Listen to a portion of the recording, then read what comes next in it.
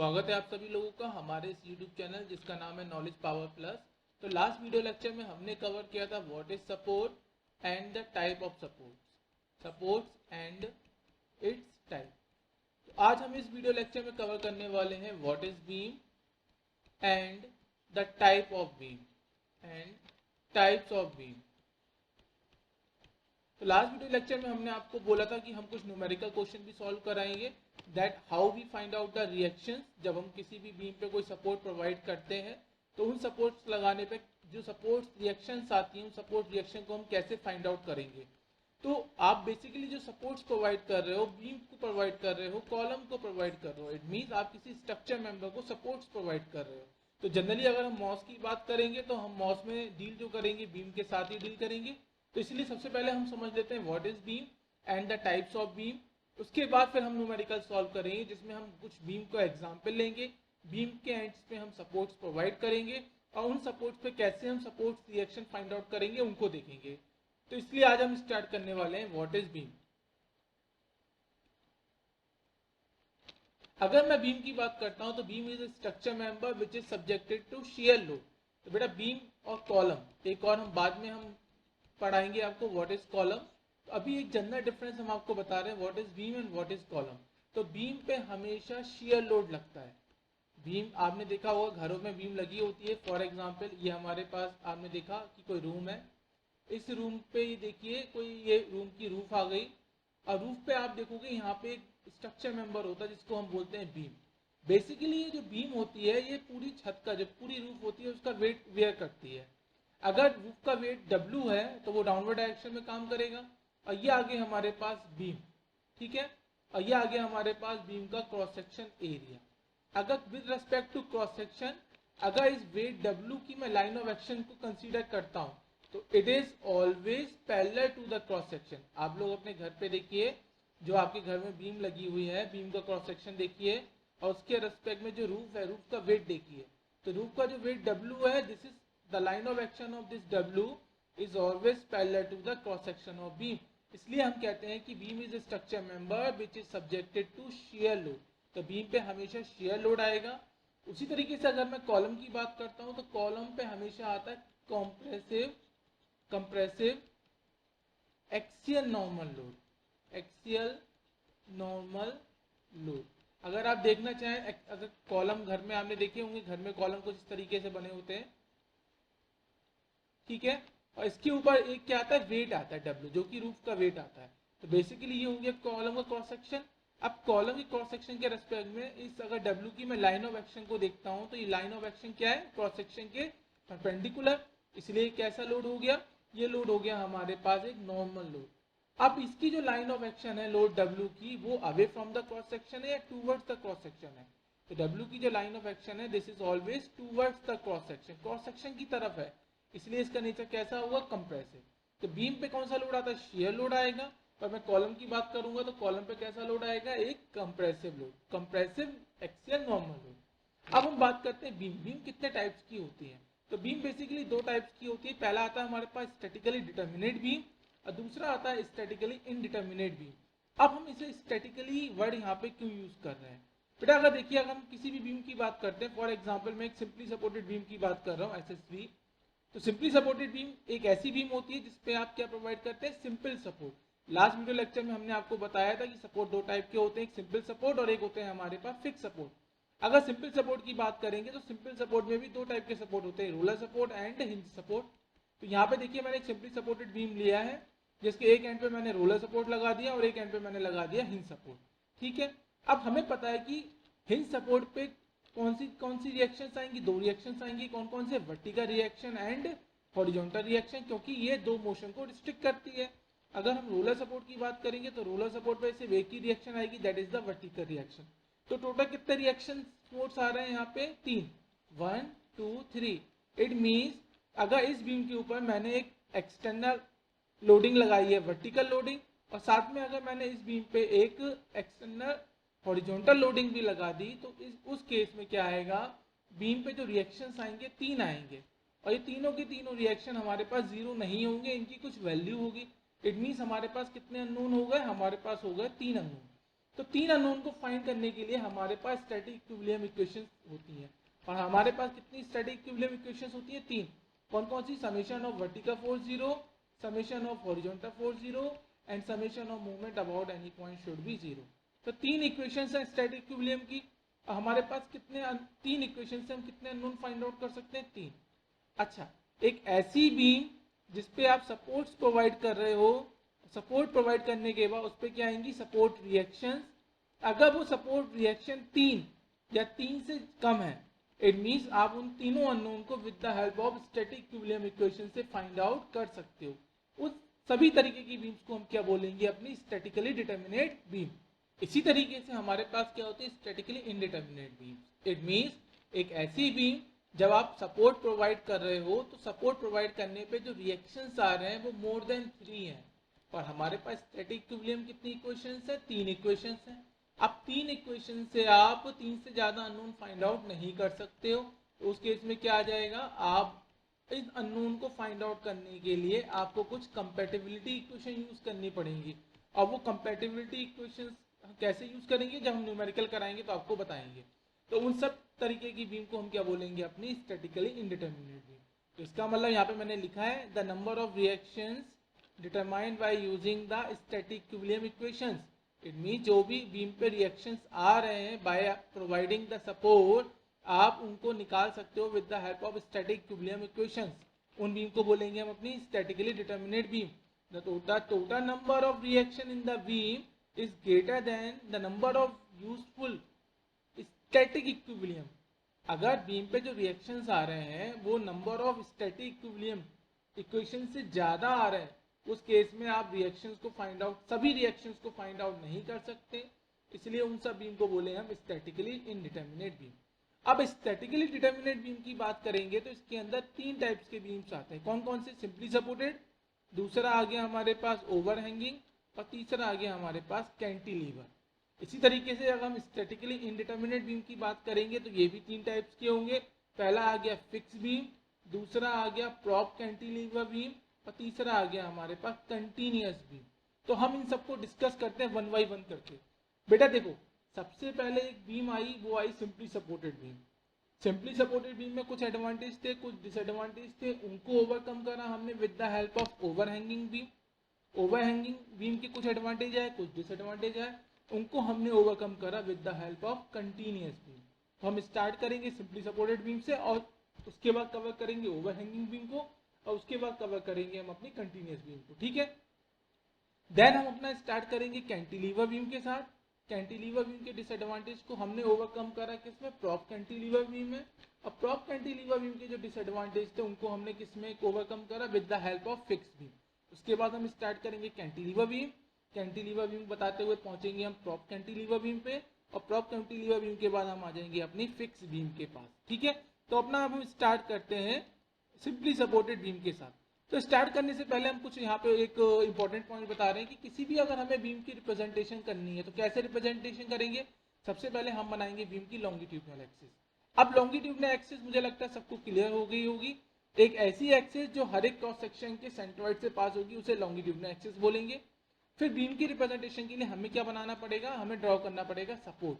अब सपोर्ट भी आप लोगों को क्लियर कर चुका हूँ, अगर जिसको क्लियर नहीं है वो लास्ट वीडियो लेक्चर देख सकता है।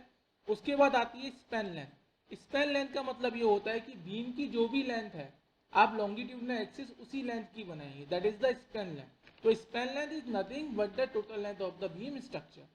उसके बाद आपको क्या रिप्रेजेंटेशन करना है बीम के ऊपर कि उसके ऊपर कितने लोड लग रहे हैं, एक्सटर्नल लोड कितने लग रहे हैं, और जब आप सपोर्ट प्रोवाइड कर रहे हो तो सपोर्ट की वजह से कितनी उसके ऊपर रिएक्शन फोर्स आ रहे हैं। तो अब आपको वो रिप्रेजेंटेशन करनी है। फॉर एग्जाम्पल अगर मैंने एक एसएसबी ली है सिंपली सपोर्टेड बीम, तो सबसे पहले मैंने क्या बना दिया? एक लॉन्गिट्यूडनल एक्सिस। ये हो गई बीम की लॉन्गिट्यूडनल एक्सिस। बीम की लॉन्गिट्यूडनल एक्सिस की जो लेंथ होगी that is equal to the beam span length. Beam की जो लेंथ है उतनी ही लेंथ का मैंने लॉन्गिट्यूडनल एक्सिस बना दिया। ठीक है, तो ये क्लियर हो गया हमें, लॉन्गिट्यूडनल एक्सिस और स्पैन लेंथ हमें क्लियर हो गया। Here L is span length. फिर इसके बाद हमें क्या दिखाना है? हमें दिखाना है द टाइप ऑफ सपोर्ट।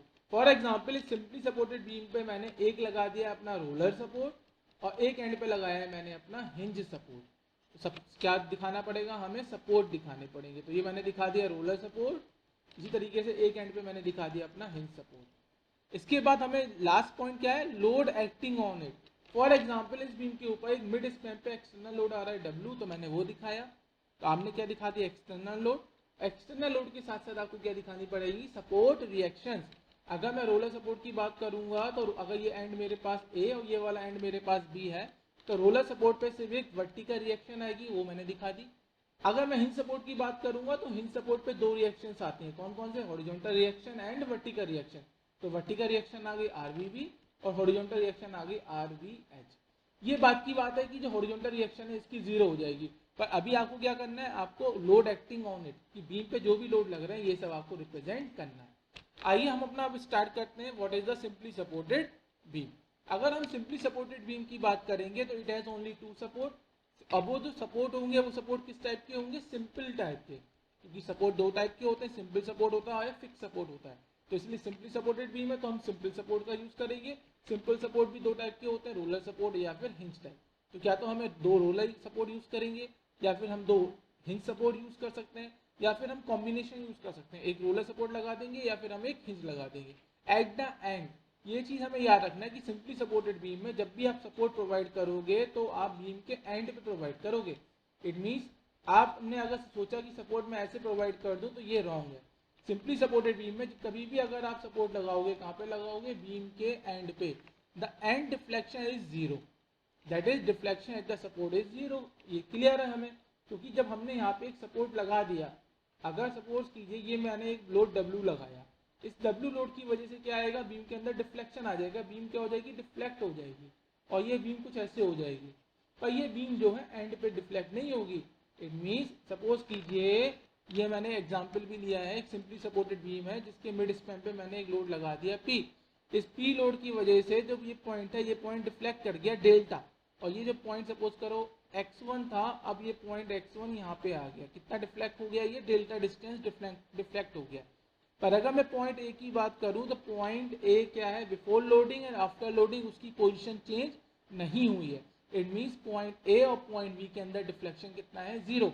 पर अगर मैं पॉइंट x1 की बात करता हूं तो पॉइंट x1 मेरा कितना डिफ्लेक्ट कर गया, डेल्टा। ठीक है, the maximum deflection occurs between the support. तो जो मैक्सिमम डिफ्लेक्शन आएगा, वो मैक्सिमम डिफ्लेक्शन कहाँ आएगा, दोनों सपोर्ट के बीच में, कहीं पे भी आ सकता है। वो कंडीशन पे डिपेंड करता है कि आपने लोड कहाँ लगाया है। फॉर एग्जाम्पल अगर आपने लोड लगा दिया, सपोज कीजिए ये लोड नहीं लगा हुआ है, इस समय सिर्फ यही लोड P आपने लगाया है यहाँ पे, तो मैक्सिमम डिफ्लेक्शन अब मिड पे नहीं होगा। ठीक है, तो ये जो मैक्सिमम डिफ्लेक्शन जो भी होगा बिटवीन द सपोर्ट होगा, कहाँ पे होगा ये हमें नहीं पता। ठीक है, वो हम आगे डिस्कस करेंगे कहाँ पे होगा। If the load is applied at the mid of the beam span, पर अगर आप लोड जो अप्लाई कर रहे हो बीम के मिड स्पैन पे अप्लाई कर रहे हो, उस केस में मैक्सिमम डिफ्लेक्शन आपको कहाँ पे मिलेगा, the centre of the beam. उस केस में आपको मैक्सिमम डिफ्लेक्शन बीम के सेंटर पे ही मिलेगा। तो बेटा यहाँ पे इसको मैं क्लियर कर रहा हूँ डायग्राम को।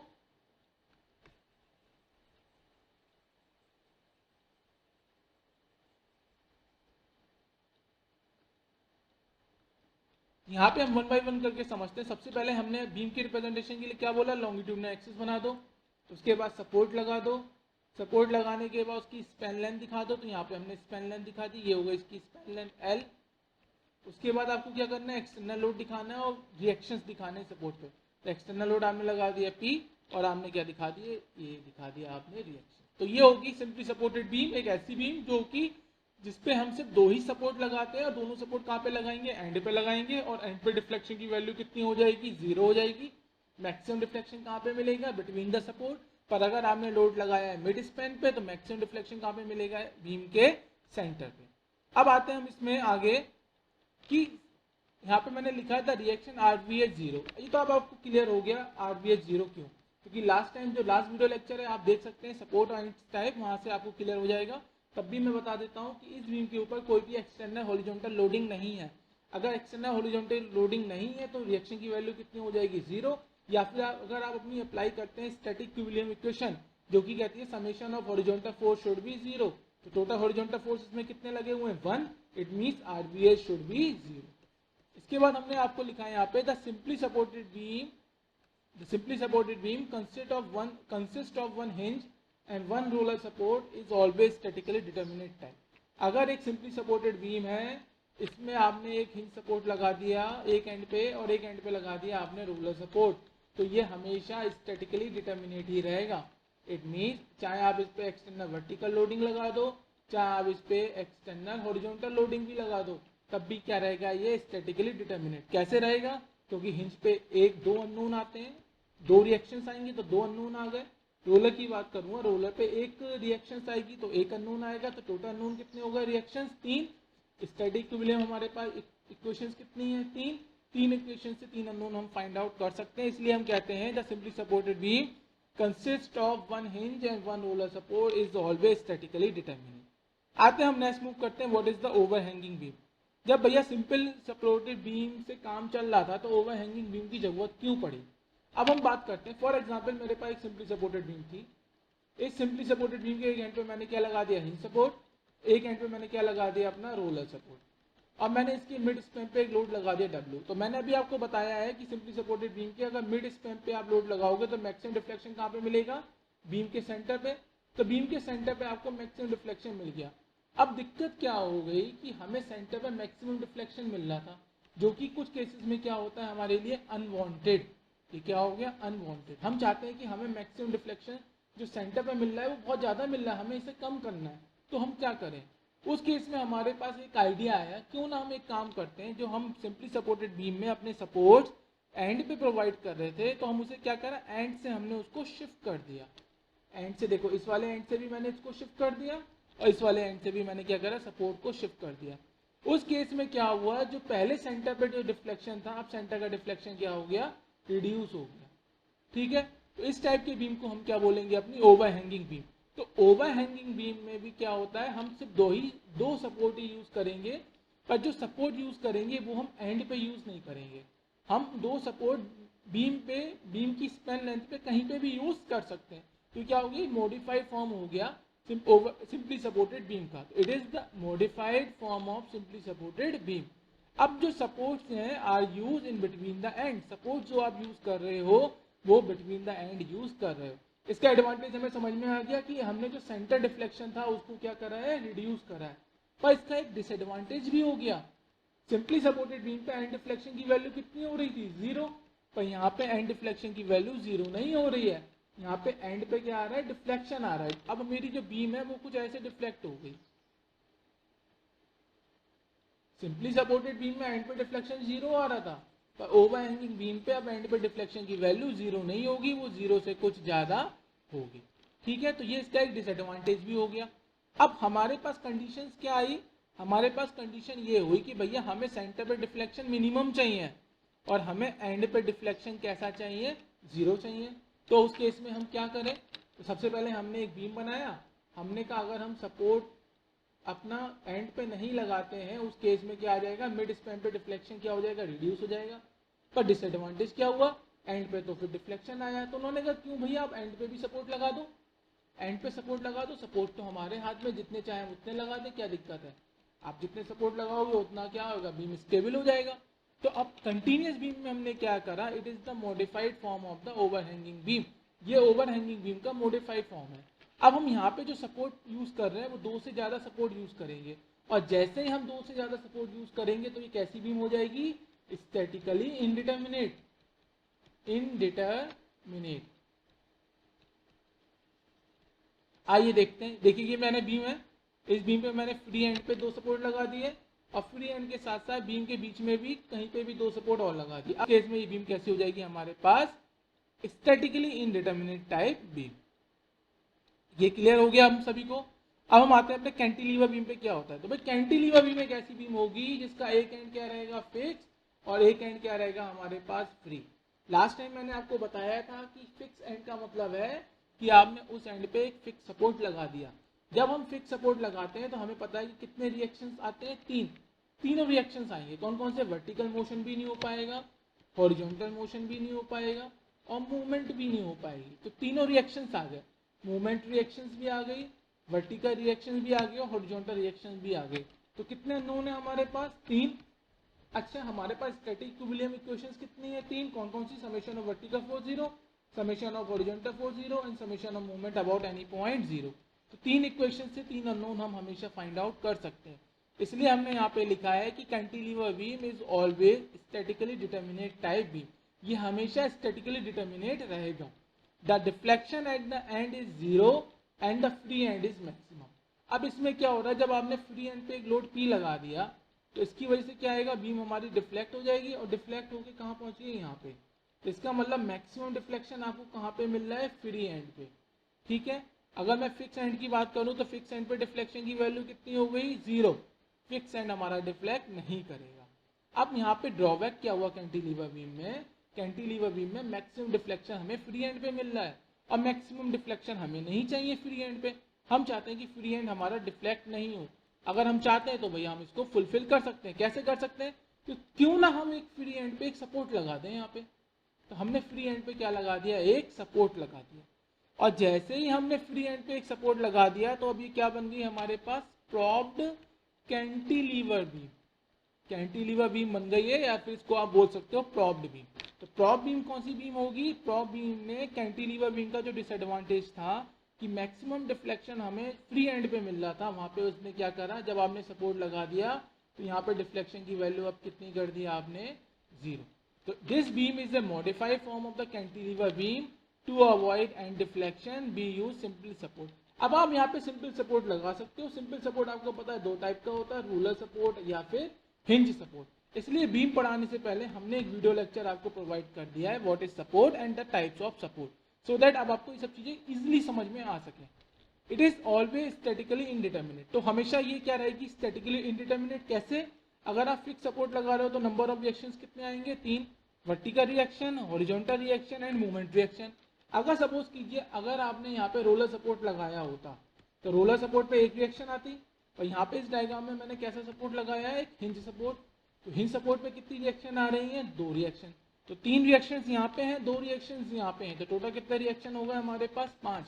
स्टैटिक इक्विलिब्रियम की जो यूजफुल इक्वेशंस है वो कितनी है, 3। कौन कौन सी, summation of vertical force 0, summation of horizontal force 0 and summation of movement about any point 0। 3 equation से हम 5 अननोन नहीं निकाल सकते, इसलिए ये हमेशा कैसा रहेगा, स्टैटिकली इंडिटर्मिनेट टाइप का रहेगा।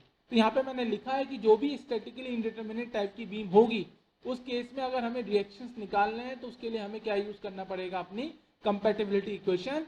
इस वीडियो लेक्चर के बाद जो नेक्स्ट वीडियो लेक्चर आएगा उसमें हम कुछ न्यूमेरिकल सॉल्व करेंगे जो कि स्टैटिक इक्विलिब्रियम इक्वेशंस पे बेस होंगे और कंपैटिबिलिटी इक्वेशंस पे बेस होंगे। तो लास्ट टाइप की जो बीम हमारे पास बचती है that is the fix beam. Fix beam एक ऐसी बीम होगी जिसके दोनों एंड पे आप क्या प्रोवाइड कर रहे हो, फिक्स सपोर्ट। तो देखिए मैंने इस बीम के दोनों एंड पे क्या लगा दिए, फिक्स सपोर्ट। हमें पता है जब हम एक फिक्स सपोर्ट लगाते हैं तो कितने रिएक्शंस आते हैं, 3। कौन कौन से, वर्टिकल, हॉरिजॉन्टल एंड मूवमेंट। इसी तरीके से इस वाले फिक्स सपोर्ट पे भी कितने रिएक्शंस आ जाएंगे, 3, vertical, horizontal and movement. It means 3 reaction यहाँ से मिले और 3 रिएक्शन हमें यहाँ से मिले, तो टोटल कितना नोन हो गए हमारे पास, 6। स्टैटिक इक्विलिब्रियम इक्वेशंस की बात करेंगे तो 3 इक्वेशंस है, 3 इक्वेशंस से हम 6 अननोन्स को फाइंड आउट नहीं कर सकते, इसलिए ये भी हमेशा कैसी रहेगी, स्टैटिकली इनडिटर्मिनेट टाइम की। तो बेटा ये हो गया हमारे पास पूरा complete overview about the beam and the type of beam. तो नेक्स्ट वीडियो लेक्चर में अब हम कवर करने वाले हैं कुछ न्यूमेरिकल्स जो कि डिपेंड करेंगे हमारे कैसे हम फाइंड आउट करें अपनी रिएक्शंस को, सपोर्ट रिएक्शंस को with the help of static equilibrium equation and with the help of compatibility equation. So thank you everyone for watching this video. If you like this video, please like, share and subscribe. Thank you very much once again.